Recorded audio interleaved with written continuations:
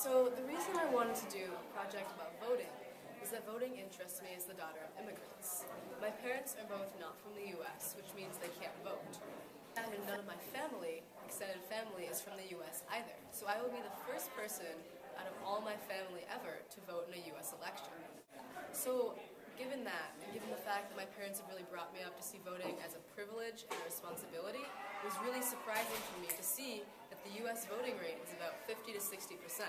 So, as I near my 18th birthday and ability to vote, I wanted to explore that in the context of what I've learned. Alright, so to start off my project, I interviewed voters on election day. Skyline is a polling place, so I actually stood outside Skyline for about 4 to 5 hours in the cold, which is not the most fun thing, and I interviewed people.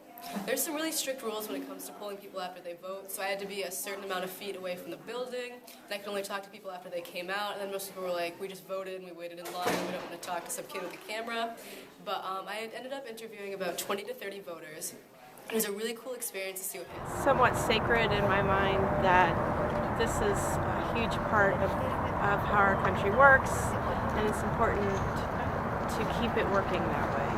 As I have a voice and I have an opinion and I want it to be heard. Well, I think it's it's necessary just because we actually have this right in this country. Oh, well, I think it's really important that we actually participate in deciding what's going to happen to this country, no matter how we feel. It's important to go out and, vote for whoever you feel is going to, make a change. It's important that, you got a right to speak about how you feel and whatnot. So it's important that, people get out and vote. It's like, you have an opinion, why are you not voting? That upsets me a lot, actually. Or get it figured out so everyone has more of an opportunity, especially if you're in the kind of work that it makes it hard. I took the day off, but, I'm a professor, I can do that. So after I interviewed voters and kind of tried to structure my project from what they said, I found that there were 3 main topics of concern. So I did some research. One of the main research pieces I did, as you can see on the screen, is a white paper from the Roosevelt Institute just talking about the trend of our voting history from the past to now. It's a really interesting research. It's really interesting research for me to do because it shows that we've actually historically had much higher levels of voting. But what it also shows is that we've had certain kind of eras that are defined by fluctuations in the voting rate. That this is not the first time the voting rate has gone very low or very high, which is what gave me the idea to structure my project around the idea of these voting eras or republics. How this idea of republics works with voting is that there are certain things called trigger variables. So in the past, there have been trigger variables such as class issues or World War II. I chose to structure my project specifically around the trigger variables of oversaturation and voter ID, both based on my research and what people had told me as I was interviewing them on elections. It was important for me to look at it from both sides, to explore both the pros and cons of voter ID and oversaturation, to see if they're really trigger variables and whether they're necessarily good or bad for the U.S. Some argue that our new voter ID laws disproportionately hinder minority, elderly, and low socioeconomic status voters. A study by the NYU Brennan Center for Justice found that though states are required to issue free photo IDs, 11% of qualified voters do not possess one. Voter ID to buy Sudafed, to get married, to travel, to enter a federal building, to talk to Eric Holder. Bottom line, voter ID is something that is part of every American's daily life. However, others insist that everyone having an ID is the sign of a more civilized society and that it is required for many other parts of life. Meanwhile, after the 2004 election, studies showed that without advertising, 3 electoral votes might have been different, enough to sway the entire election. I'm tired of Barack Obama and Mitt Romney. That's why you're crying? Oh, it'll be over soon, Abby. What I concluded from all the research and interviewing I did after I finished making this first 8-minute video is that a lot of the problems with our voting rate are institutionalized, meaning they're coming from a systematic level of oppression. And what that meant to me is that there's not very much I can do on a grand scale. I can't personally end the issues of voter ID. I can't personally make sure that everyone who deserves to vote does end up voting. However, I decided that what I could do was attack voting issues closer to home. Because what I found through a lot of my research is that while most issues are systematic, there's also really just a level of misinformation, especially when it comes to local elections. So what I decided to do was create a video explaining exactly what local elections were, why they're also important in addition to national elections, and how people can actually vote and when these voting times are. because I found that a lot of people didn't know these really basic facts, and while they did know that it was important to vote nationally, they really just didn't think it mattered locally. So what I did for this video was I called 3 people who were influential in the voting process. 2 city council members, one new and one old, who I knew through other contacts, and as well a woman who is from the League of Conservation Voters, a group that tries to help people vote in ways that save the environment. And I used interviews from those 3 people, as well as some information about dates and some fun Twitter screenshots of the A2 Council tag on Twitter, because people live tweet council meetings and it's actually a lot more amusing than you'd think. And I used that to build a video. The fact is, local government affects you much more than national government does, and you also get the chance to affect them a lot more.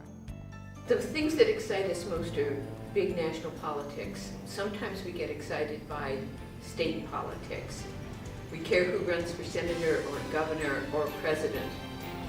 We tend to forget how important local government is, because local government actually is going to affect us directly where we live, where we work. People should take local elections very seriously because of the need for strong local governance, especially in Ann Arbor, where you have the University of Michigan that provides that economic buffer for us, but we really need to provide strong infrastructure. Well, no government stands alone economically. Your local government you can influence. And if you pay attention to local elections, to what's going on with proposals for staff, for parks, or proposals for new streets, or proposals for new buildings, you have an opportunity to affect the outcome in ways you simply don't for state and national politics. Strong roads, lighting, pedestrian safety, public safety. We need strong local government leaders who can make sure we provide that infrastructure. The importance of local voting. I really just wanted to make people aware of when these elections are and what they can actually vote for. And I know personally for me going into the project, I had no clue that I could vote for the library board. I didn't really know I could vote for the school board. Like, I know you could vote for mayor and city council, but I really didn't know about all these other positions that are elected by the people, and that it is a responsibility of the people to ensure that their people were proud of. So it was really enlightening for me, and I wanted to make it enlightening for others, just to understand really how much power our vote has, locally as well as nationally. I'm going to do this in reverse order, lowest to highest level. The people elect their their city council member. They elect the mayor, that's a citywide vote. They elect members of the school board, that's a school district-wide vote. They elect members of the library board, that's a school district-wide vote. Both of those are elected at large, while city council members are elected by ward and precinct. How my project ended up working. I created 2 videos. One video, first off, exploring nationally the voting trend, allowing me to find out what exactly it means to be a voter as I near my 18th birthday. I discovered that there are some systematic issues of voting, and ones that I can't necessarily solve. However, it was important for me to do something, and that's where my second video came from. This second video allowed me to make a dent in something I could change, local voting here, allowing me to enlighten voters about why local voting matters, as well as showing basic information that they really didn't have access to before. This project was important to me for a couple reasons. Namely, being the first person in my family to vote, it's a pretty big responsibility. So as I near the age where I can vote, 18, I want to make sure that when I walk into the ballot box, I am informed, both of what a privilege it is and why other people aren't doing it more. This project was enlightening to me because a lot of my core identity as an American is about being a hyphenated American. That is, as being the daughter of immigrants, someone whose identity is both American and otherwise, even though I was born here. So voting is a really distinctly American experience that I haven't really been able to experience through a very American lens because it's colored by my parents who can't vote because they're immigrants and by a lot of the contact I have with other people. So exploring the idea of voting from a purely American U.S. standpoint was good to solidify my American identity as well because it really allowed me to be more a part of something that is such a huge American tradition.